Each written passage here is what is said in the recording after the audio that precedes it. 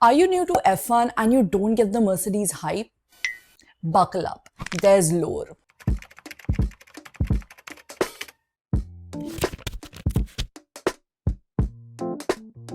Welcome back to my channel. I'm Kea and today on Formation Chat, we're putting Mercedes under the microscope. Yeah, that Mercedes. The team that had F1 in a chokehold from 2014 to 2021. The dominance is over, but the dust has settled. So let's break it all down. From dominance to drama to drivers who deserved their own docuseries. Before Toto Wolff was everyone's corporate crush and Lewis was basically meditating on pole, they were in their trial and error phase. Heavy on the error. Mercedes officially entered Formula One in 1954.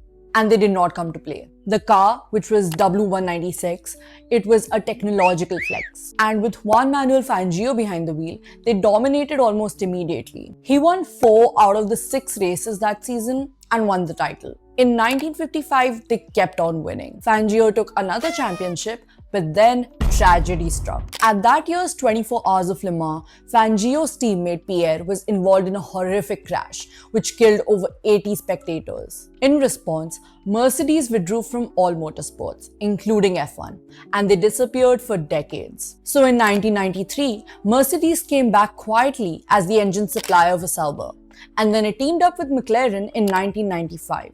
That collaboration gave us Häkkinen's titles in 1998 and 1999, Hamilton's first title in 2008, and a constructor's title in 1998. They weren't really running their own team yet, but Mercedes' power was back. In 2009, Brawn GP shocked everyone by winning both the titles with the Mercedes engine. So Mercedes said, why not just buy the whole thing? And they did. In 2010, Brawn GP became Mercedes GP. And they brought back Michael Schumacher. But plot twist, he didn't win a single race in this comeback. His best was P3 at Valencia 2012. Meanwhile, Ross Brawn ran the team and Norbert Hogg repped Mercedes from the corporate side. In 2014, everything changed. Toto Wolff joined, took over as the team principal and the CEO, and turned the team into the winning machine we know today. 2014 to 2021 was peak Mercedes. This was the start of the hybrid era, and Mercedes cracked the formula. Best engine, best car, and the best drivers. And the result? 8 Constructors' Championships in a row. That was a new record.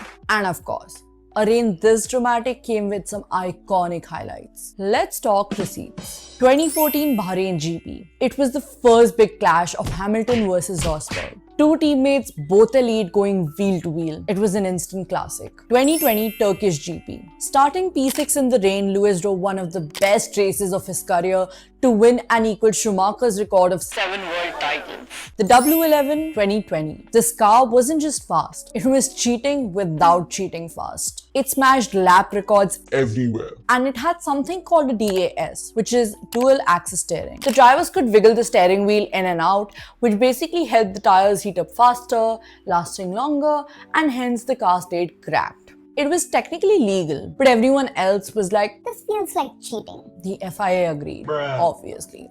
They banned it for 2021, and just like that, DAS became one of the smartest, shortest-lived hacks in F1 history. The only thing more entertaining than Mercedes wins were their fights. And trust me, they fought. Hamilton and Rosberg were childhood friends who grew up racing together. And then they became teammates at Mercedes. Sounds cute, right? Wrong. Put 2 elite drivers in the same rocket ship of a car and suddenly it's frenemies to enemies real quick. Belgium 2014. This was the first real explosion. Rosberg clips Hamilton's car, gives him a puncture and ruins his race. Mercedes is fuming, Hamilton is furious. And the friendly competition? It has officially turned into war. After Belgium 2014, things only got messier. The collisions, the shady radio messages and the awkward press conferences, it never stopped. Mercedes was literally winning everything on track. But inside the garage, it was no less than a civil war. By the time we got to 2016, the team basically needed a therapist more than an engineer. Final race in Abu Dhabi 2016. Nico Rosberg only needed a 3rd place, and Hamilton was in the lead. But Lewis slowed down the pack on purpose. basically using his car as a trap to ruin Nico's race so that he wouldn't finish on the podium, right? And that was Lewis in his peak villain energy era. Lewis had already beaten Nico to the title in 2014 and 2015.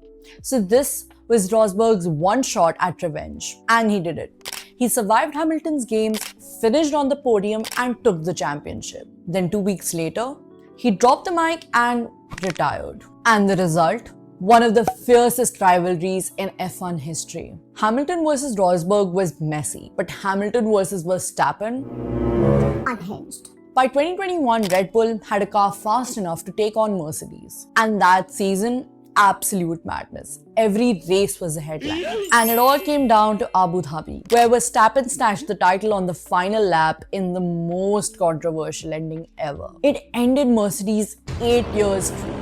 And it kicked off the Red Bull era. They say heavy is the head that wears the crown. And Mercedes definitely felt that. Cue the scandals. So back in 2013, before Mercedes' Big winning streak. they pulled off what fans now call tyregate. Basically, tires that season were exploding left and right. So the supplier Pirelli needed testing. And Mercedes offered to help. And they ended up doing a 1,000-kilometer secret test with Hamilton and Rosberg. That was a massive no-no because the other teams didn't even know it was happening. When the secret got out, Ferrari and Red Bull lost their minds. FIA investigated and Mercedes got a slap on the wrist. Nothing major though. But some fans swear that it gave them the inside knowledge that fueled their future era of dominance. The W13 disaster 2022.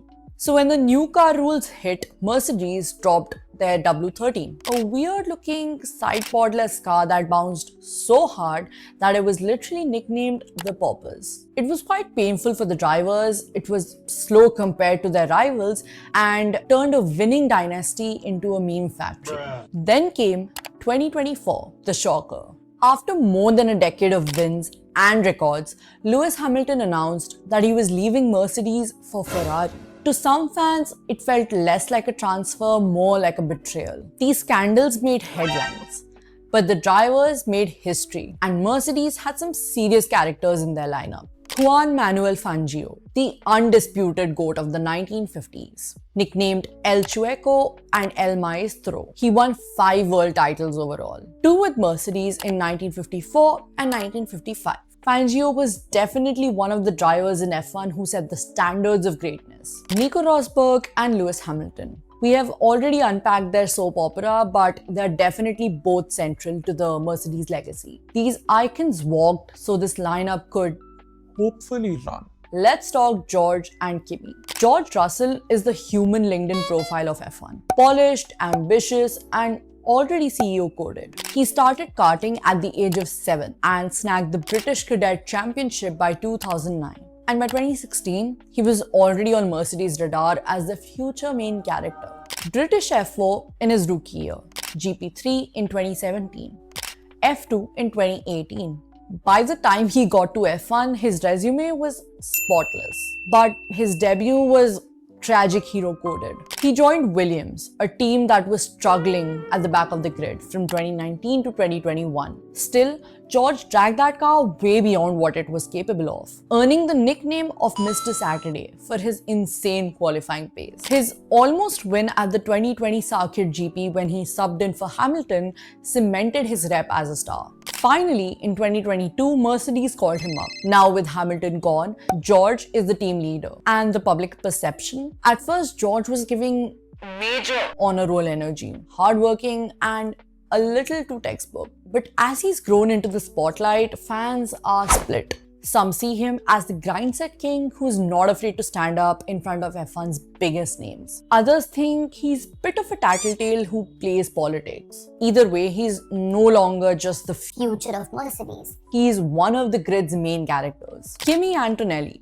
the definition of a prodigy. He started karting at 7 and immediately dominated, winning back-to-back European titles in 2020 and 2021. Mercedes had noticed it early and had signed him to their junior program when he was just 12 years old. In single-seaters, the streak continued. In 2022, he pulled off a rare double, winning both the Italian and German F4 in the same season. Then in 2023, he cleaned up again with the Formula Regional European and Middle East titles. Normally, drivers go F4, F3, F2.